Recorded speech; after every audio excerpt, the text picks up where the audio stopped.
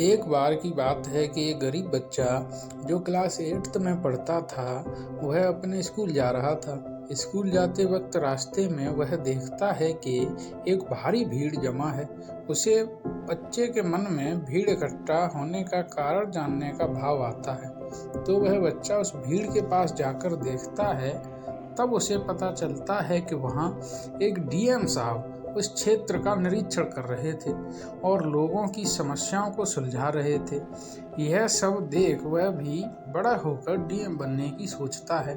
अपने स्कूल जाकर वह बच्चा अपने टीचर से पूछता है कि सर, डीएम कैसे बनते हैं। उसके सर कहते हैं कि बेटा, तुम्हारे दिमाग में अचानक डीएम बनने का ख्याल कहाँ से आया। तब वह बच्चा कहता है कि सर, सुबह स्कूल आते वक्त मैंने देखा था कि हमारे जिले के डीएम साहब लोगों की समस्याएं सुन रहे थे और उन समस्याओं को हल कर रहे थे। उनकी तरह मुझे भी समाज सेवा और देश की सेवा करनी है। यह सुनकर टीचर बोला, शाबाश बेटा, तुम्हारा डीएम बनने का सपना जरूर पूरा होगा।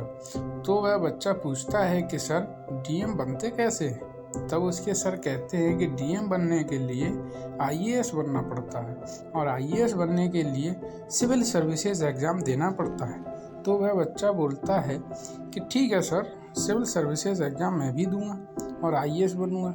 उसके सर कहते हैं कि बेटा, आईएएस बनने के लिए ग्रेजुएट और 21 वर्ष की उम्र होना ज़रूरी है, तभी तुम अपनी पढ़ाई करो और डीएम बन सकते हो और समय आने पर सिविल सर्विसेज एग्ज़ाम देना। धीरे धीरे वह गरीब बच्चा बड़ा हुआ और उसने ग्रेजुएशन पूरी की। एक बार उस बच्चे की भेंट एक व्यक्ति से हुई। वह व्यक्ति कहता है कि अगर तुम्हें आईएएस बनना है तो तुम्हें कोचिंग लेनी पड़ेगी। यह सुनकर वह बच्चा बोला कि ठीक है, मैं कोचिंग करूँगा।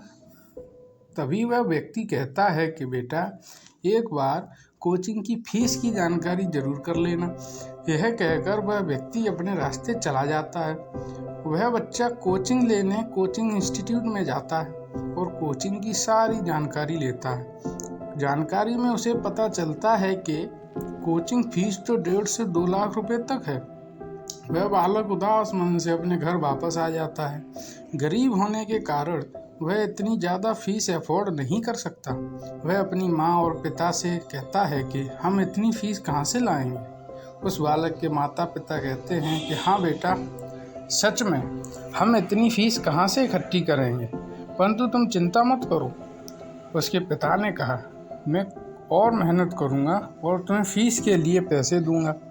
तभी उस बच्चे के घर एक साधु महाराज आते हैं और उस घर के सभी लोगों की उदासता देखकर, उनको उदास देखकर पूछते हैं कि क्या हुआ, आप लोग इतने उदास क्यों हैं।